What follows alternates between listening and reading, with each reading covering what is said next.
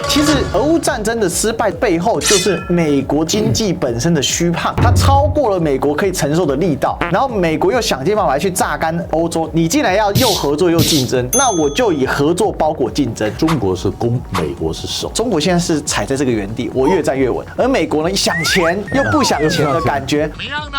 我又跳出来了，上台去了。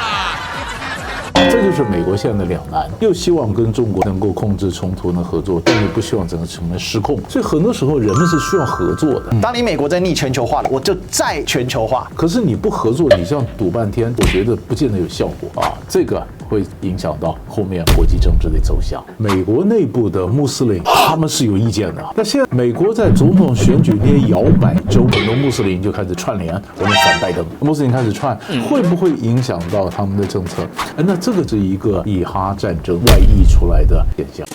Ladies and gentlemen, welcome the host. 是一个很深刻的问题，因为我觉得我们台湾现在在看这个问题不够有穿透力哦。讲白了，一切的原点就是回到了俄乌战争开打的当下，很多事情就逐渐在注定了。也就是说一件事嘛，战术的胜利是无法决定战略的劣势的，也无法翻转战略的结果。这个从过去大家还记得德军打到二战最后了，打了一场突出不之意啊，打得盟军哀哀叫 ，so what？ 对啊，还是输掉，还是输啊，该输的要输啊。整个天平的转换，其实俄乌战争的失败的背后，就是美国的经济本身的虚胖，它超过了美国可以承受的力道，然后美国又想尽办法来去榨干欧洲，但必须说，欧洲人已经醉生梦死很久了。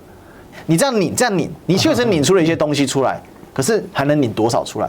那欧洲人也非常有意思，他不敢在公开场合上搞这种极右翼，但他们就会有几个领袖，然后我票投给他，我不说话哦，你要搞我政治正确，我都不敢讲话，但反正我们交给川普去做，反正什么都灌给川普啊，他也叫川普，他也叫川普，最近阿根廷也出了一个川普。都这样干，的头发必须都是那个样子，哎，对，乱乱的金色，真的。对，但事实上那就是一个整体意志的扭转嘛。这件事情，我们必须还是讲啊，就欧洲，因为它实行这种选票制度比较久，他们能够这种转换，他们没有什么无痛啊，就台湾人就比较难理解了。但他打穿的就是那一个虚假的墙嘛，那个虚假的墙一旦崩毁，那你就回不去了。所以，普丁越软啊，其实泽伦斯基越抖啊。我们也在看，其实早在去年的时候呢，就有《纽约时报》就报道，有一些国际上的企业家就在准备，就是万一俄乌战争结束的话，后俄乌战争的时候，那个时代的重建啊，哪些企业开始重建，开始大家摩拳擦掌准备重建，对不对？那这个重建现在是不是现在又有一些企业那开始在准备？就是我们看每次看一个战争也好，就是之前、中间和后面嘛，前面为什么没有防止？那中间怎么打？那后面怎么收啊？那比如说，如果先不谈俄乌战争，你看像以色列跟哈马斯在加沙走廊，加沙走廊很多人讲说，以色列根本没有准备好，将来如果哈马斯打不打得败，万一打败以后，那加沙走廊该怎么办？就是以哈战争之后的加沙的秩序怎么建立啊？你没想到嘛？那现在是不是有人想到说，后俄乌战争的秩序，我们该怎么去超前部署？啊，我觉得一定有人在做，但是他是怎么做、怎么看、怎么端出来？这里面有一条引线是什么呢？当你没钱的时候，找谁合作？找美国比较方便，还是找中国比较方便？其实我觉得这个引线就在这里。对，波兰就讲说，希望中国把乌克兰纳入“一带一路”啊。对啊。那所以看中国要不要而已啊，就是你要还得了钱我才纳钱，不然你要是钱坑的话，中国也不去了。其实最近波兰的极右翼也倒台啊，对，所以这个有很多的变化，但贯穿那条线就是经济实力嘛，而中国现在也急需扩展它的一个市场，对，但出口量这么大的情况之下，在前大概10个月的整个经济的状况还是没有这么的乐观。不过到了今年到第11月哈，整个指数上面有所反转啊，我们也看到制造人指数啊等等都全面的进扬啊。那也许到月底了，这第4季有一个反转的这个状况也说不定。不过整体来讲，要时刻的维持市场的活络跟市场的开放性，我认为是我们其实从一开始就讲到现在的。当你美国在逆全球化的时候，我就怎样，我就再全球化，我就跟你对抗，或者我的反逆全球化，我跟你推回去。而透过就是“一带一路”的贯穿，那还有什么？借由这几个重大的国际局势的推动，所以另外一场战争，我认为是加速俄乌战争结束的一个影子。我必须讲哦，我们对于战争并不喜见，我们也希望这些人早点和平。但是国际政治有时候就是这么现实跟直白哈。那马克龙就讲了哦，以色列你如果要消灭哈马斯啊，那要10年呐。这句话就反过来看就对了。简单来讲，就是你消灭不了哈马斯啊。对。第二个，不要再打了，你再打停不下来哈。你看，明明是气候大会，因为今年大家在杜拜开这个COP28 嘛，气候大会就开了气候大会，透露出来都是政治讯息。事实上，在全球动荡的情况之下，什么合作都是其次，都没那么重要，因为根本也合作不了。那另外呢，虽然没什么存在感的贺锦丽啊 ，Harris 啊，那他也讲说，太多巴勒斯坦人被杀了吧？坦率的说，加沙地带的图片影响是具有毁灭性的啊。其实这就透露了美国另外一个声音吧，老师。对我们以后我们就常常讲说，以色列跟哈马斯的战争，它可能会外溢啊。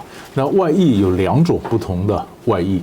那一种外溢呢，就是真的在各国内部掀起这个不同的意见啊，以色列跟这个巴勒斯坦人在各个内部恐攻嘛。第二个就是把这个各国的这就卷进来了，大家纷纷介入。但我现在看的是外溢，就是他们内部的，就是像刚刚这个贺锦丽讲的这些话啊，那就表示美国内部的穆斯林呢，他们是有意见的哈，不是说光是以色列人、犹太人有意见，穆斯林有意见，对不对啊？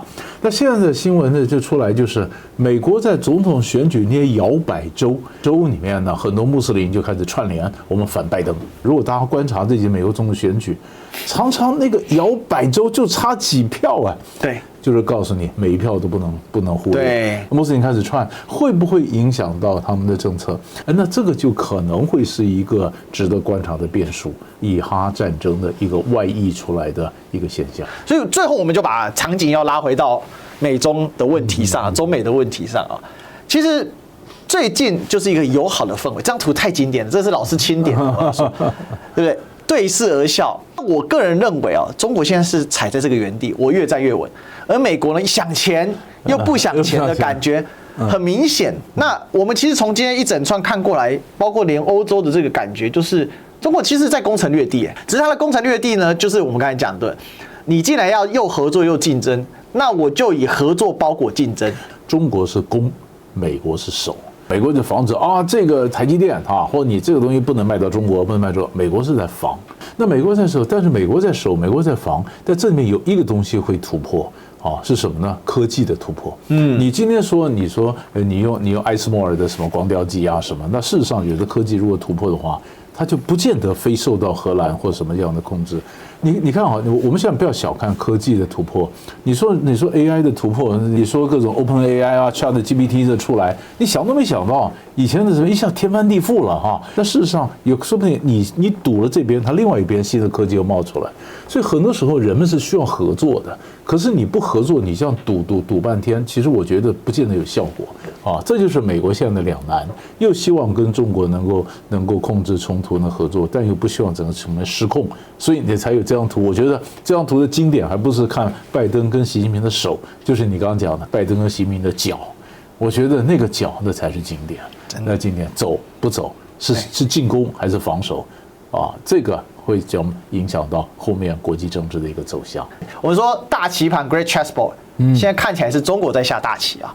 那美国呢，这个忙着应付自己的问题。其实拜登为什么要休兵？最大的麻烦是什么？因为川普在10几份民调里面赢了他10份啊，所以他必须要赶快跟中国休兵，赶快回守，回防自己美国国内。未来世界会怎么走呢？